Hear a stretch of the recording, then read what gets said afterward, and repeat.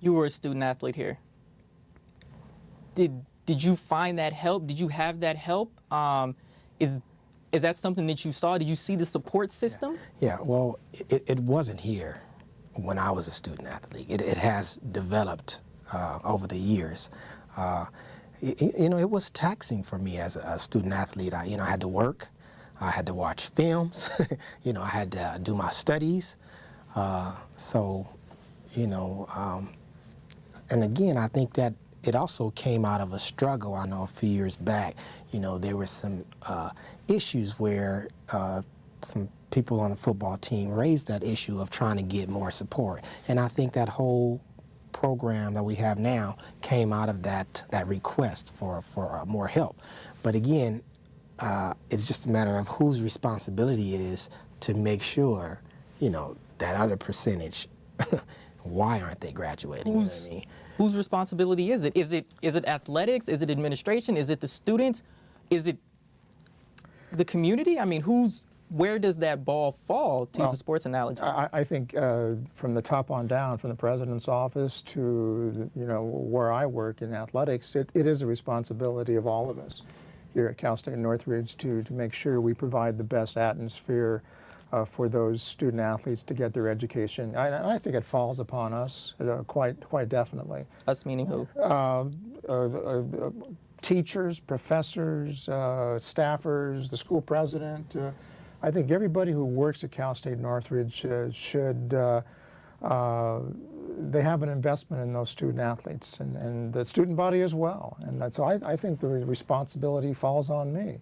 I'm not a mentor, I'm not an expert in English or mathematics or physics, but I should know to some degree who a student athlete needs to go to. If someone comes to me and says, hey Bob, I'm having some struggles in mathematics, who do I go to? Well, you can go to your coach or you can go to your academic advisor. We do have academic advisors in the athletic department, so there's always someone willing to help. And I'm sort of like a cheerleader. I'm not an expert in, like I said, in mathematics or geography or whatever, but I at least should have some direction on where a student athlete can go to get help. And so it's incumbent upon me to show some direction and let people know, because I was in that situation 20, 30 years ago. Being a student athlete. Being a student athlete, I wasn't a great student athlete, but I was not because you said you were a pretty good student. You weren't a... I wasn't a great student. I had to go to junior college, Okay. and I was looking for leadership, and so I always looked at my professors, my educators, my academic advisors to help me. And I must say, I am here today. I'm a college graduate, proud to be a college graduate because I had help from the people who worked at the university that I went to. And so I'm grateful for them. And I have a great faith in the state college system because I did go to a state university. And I know there's some tough times financially, but you do the best you can and you do whatever is necessary to help those students along because, that's what we're here for. Now, one thing I want to get into that I think could be affecting the motivation factor and something we got into your office a little bit was that a lot of these students, and you said that you kind of have to bring them down because they're hoop dreaming. And some kids have football dreams. Some kids think that they are going to go to that next level and they come in with one goal. And it's to get to that next level. Can you speak to that a little bit? I've worked at 3 universities. I worked at UC Santa Barbara. I've worked at Stanford University for a number of years, and I worked at Cal State Northridge. And I think every student athlete comes in has in the back of their mind pursuing a professional dream. That's all well and good, because most of the kids who compete at this level, this is the NCAA Division I level, have been high school All-Americans, they've been the stars of their teams, and now they come to a university where they think that, if I can continue to progress and be a pro athlete in the NBA, in Major League Baseball, or in the NFL. That is a dream, and I think the reality hits them pretty hard. And I don't know what the percentage is, but the percentage is minute.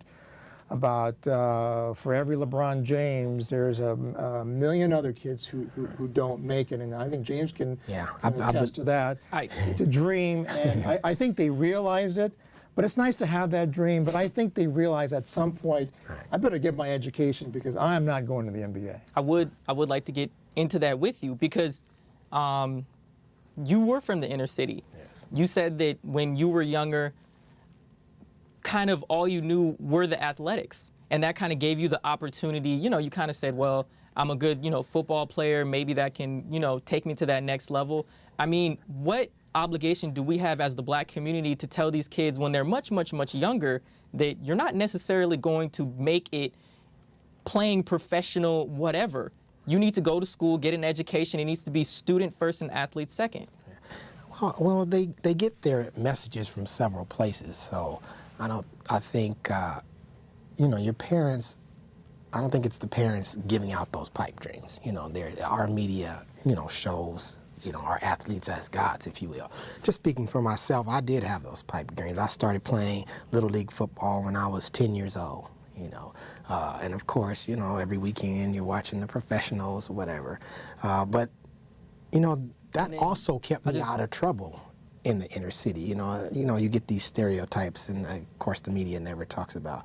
It's really a small percentage of the inner city that's really troublesome, you know.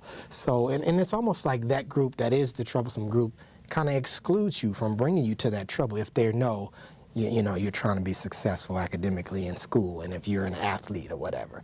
But you know, when I got to high school, you know, I got some letters of intent. So again, even still then, I had the pipe dream. When I came to Cal State Northridge, I was 155 pounds. And that's when the reality hits. Yes. You know, I seen the 5-year seniors who, you know, 250, 6'2", and it's amazing. Most of the football team didn't even have those pipe dreams. They just loved playing football. Mm-hmm. But for me, at that point, bam, like you said, the reality hit. Because you did speak about a coach in your past who kind of said, if you know, you should look at the NFL, you know, that should be your goal, that should motivate you. I mean, are we as a community, is there no fault within our community? Is it strictly the media, or? Well, I think he put it well, it's everybody's responsibility. But, you know, you don't want to take that dream away from them either, because some of them do. But I think you can say in this, you know, in the same sentence, chase that dream, but you have a better chance of being a lawyer. You have a better chance of being a doctor. It's a 1 in a million chance to play professional sports, but still have that dream. Yeah, that's the kind of message. You want to jump in? I kind of see you. Absolutely. James hit it right on the head. It's nice to have that dream, but I think kids know in the back of their mind, and I see this all the time, is when they reach this level, and they run into the USCs and the UCLAs and the teams that those student athletes who may be at a little bit higher level than we are.